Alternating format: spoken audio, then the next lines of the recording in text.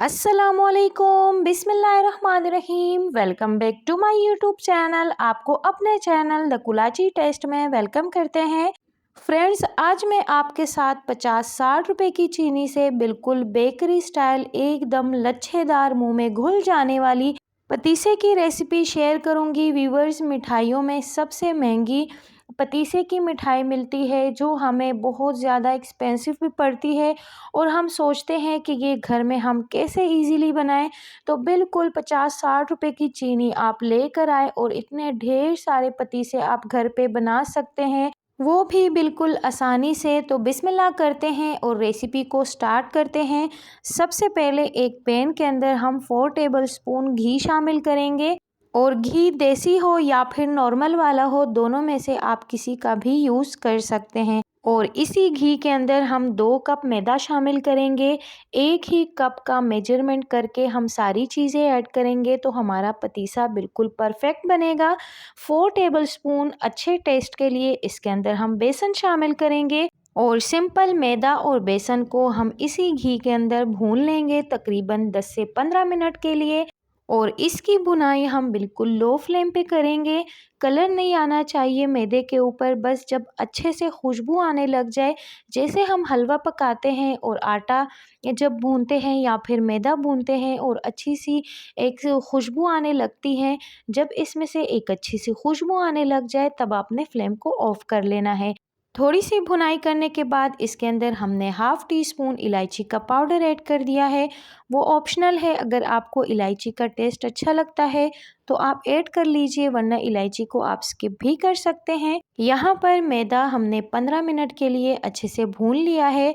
अब इसके अंदर लम्स होंगे तो हमने क्या करना है कि एक छन्नी लेनी है और इस बेसन के मिक्सचर को हमने छन्नी से गुजारना है ताकि इसके अंदर अगर गुठली हो, लम्स हो, कुछ भी हो तो वो ख़त्म हो जाए। हमें स्मूथ सा मैदा चाहिए तो हम मैदे को बिल्कुल स्मूथ करेंगे तो इसको हम छन्नी से छान लेंगे।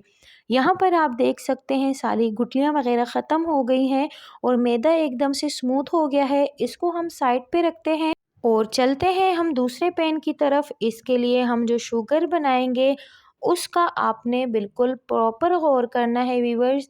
जैसे हमने 2 कप मैदा लिया है तो 2 कप हम चीनी लेंगे। चीनी के अंदर 1 कप हम पानी शामिल करेंगे। देखिए व्यूवर्स, हमने एक ही कप का मेजरमेंट किया है तो आप भी कोशिश कीजिएगा कि मेजरमेंट एक ही चीज़ से आप जो भी कटोरी लें, कप लें, जो भी लें आप उसी से करेंगे तो आपकी रेसिपी बिल्कुल परफेक्ट बनेगी। हमने यहाँ पर 2 कप चीनी ली है, 1 कप पानी लिया है और इसको हम सबसे पहले अच्छे से मेल्ट करेंगे। यहाँ पर आपने थोड़ा सा सिरका या फिर लेमन जूस या फिर टाटरी थोड़ी सी शामिल करनी है, क्योंकि शुगर जो है एकदम से कड़क होने लग जाता है, बैठ जाता है।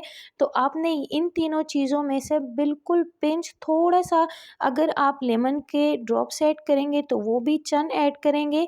यहाँ पर हमारा जो शुगर है वो रेडी नहीं है, लेकिन आपको समझाने के लिए मैंने एक कटोरी के अंदर ठंडा पानी लिया है, नॉर्मल टैप वाटर। उसके अंदर मैंने थोड़ा सा शुगर का जो सिरप हम रेडी कर रहे हैं उसमें से चंद ड्रॉप्स हमने डाले हैं। तो आप देख सकते हैं कि वो पानी के अंदर एकदम से मेल्ट हो गया है। तो अभी हमारा जो शुगर है वो रेडी नहीं है। अब देखें आप, 5 मिनट के बाद मैं आपको दिखाऊंगी। ये देख सकते हैं आप कि हमने पानी के अंदर दोबारा से शुगर डाला है। तो अभी आप देख सकते हैं कि बिल्कुल बबल की तरह जो हमारा शुगर है वो हो गया है और कलर भी शुगर के ऊपर आ चुका है।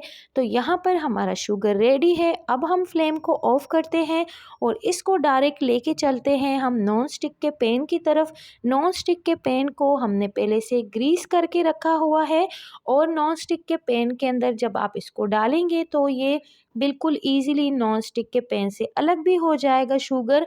तो यहाँ पर आप देख सकते हैं हमने काफ़ी हद तक इसको ठंडा कर लिया है और शुगर को तकरीबन 15 से 20 मिनट हमने लो फ्लेम पे पकाया है। टाइमिंग भी आप नोट कर लीजिए। तो यहाँ पर हमने शुगर को अच्छे से ठंडा किया है, लेकिन अभी भी ठंडा नहीं है तो और इसको मज़ीद ठंडा करते हैं। यहाँ पर आप देख सकते हैं कि शुगर ने पैन को अच्छे से छोड़ दिया है। तो नॉन स्टिक में डालने का फ़ायदा ये है कि ये अच्छे से पैन को छोड़ देती है शुगर। बाकी आप देख सकते हैं शुगर इस फॉर्म में आ चुका है, अभी गर्म है, बिल्कुल एहतियात से आपने करना है। देन अब यहाँ पर हमने इसको तकरीबन 15 से 20 बार इसको स्ट्रेच करना है।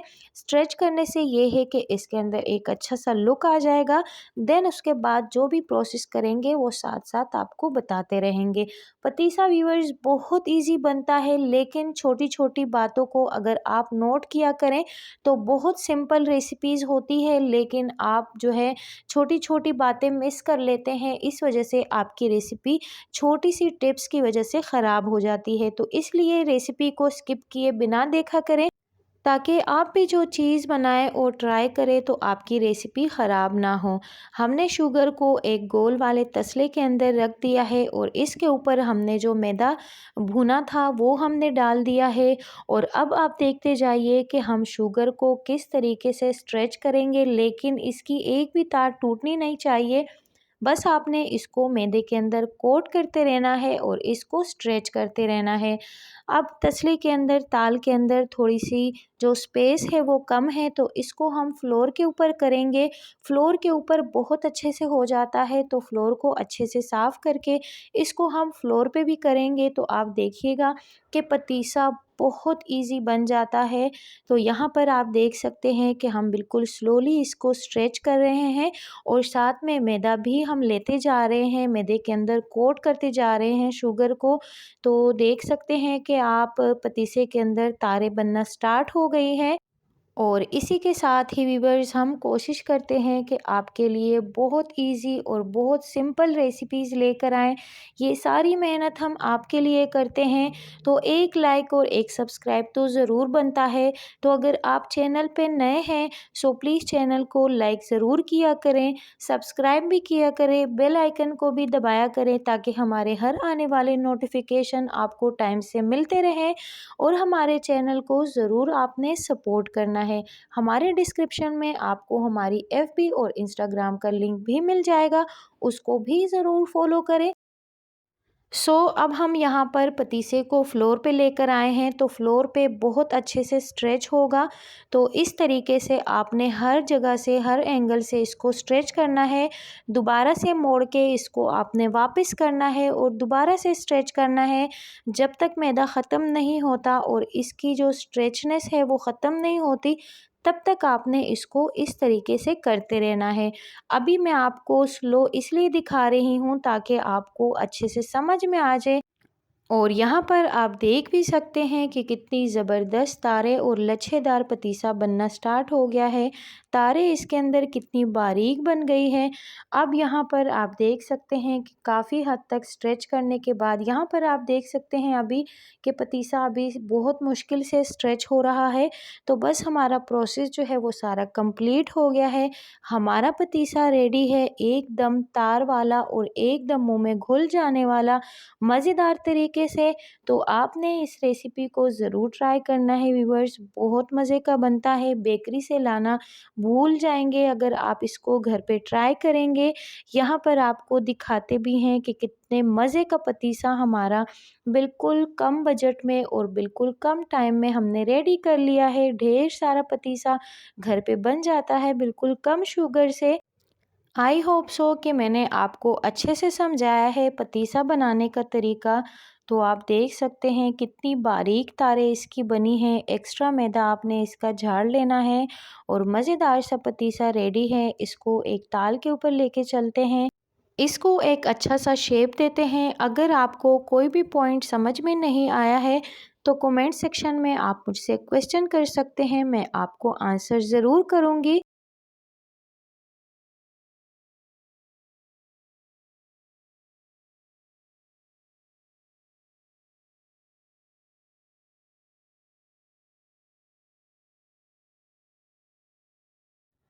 पतीसा हमारा बिल्कुल रेडी है। अब हम इस तरीके का एक कप लेंगे, कोई भी बर्तन आप ले सकते हैं जिसका शेप इस टाइप का हो, तो उसके अंदर आप अपने पतीसे को सेट कर सकते हैं।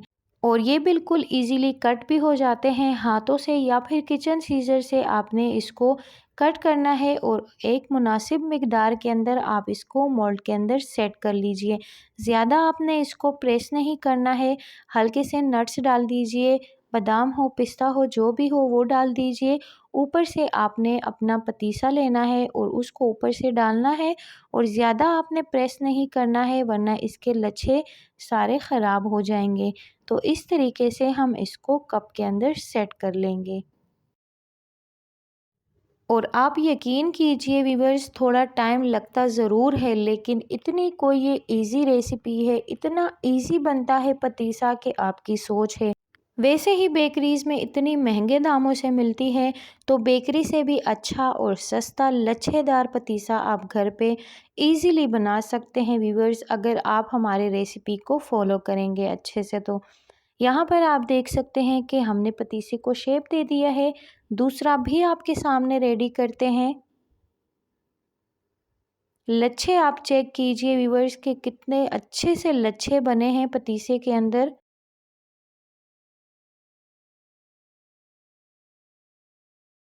सो लीजिए, दूसरा भी हमने आपके सामने रेडी कर लिया है। बाकी सारे पतीसे हम इसी तरीके से इसी प्रोसेस से रेडी कर लेंगे।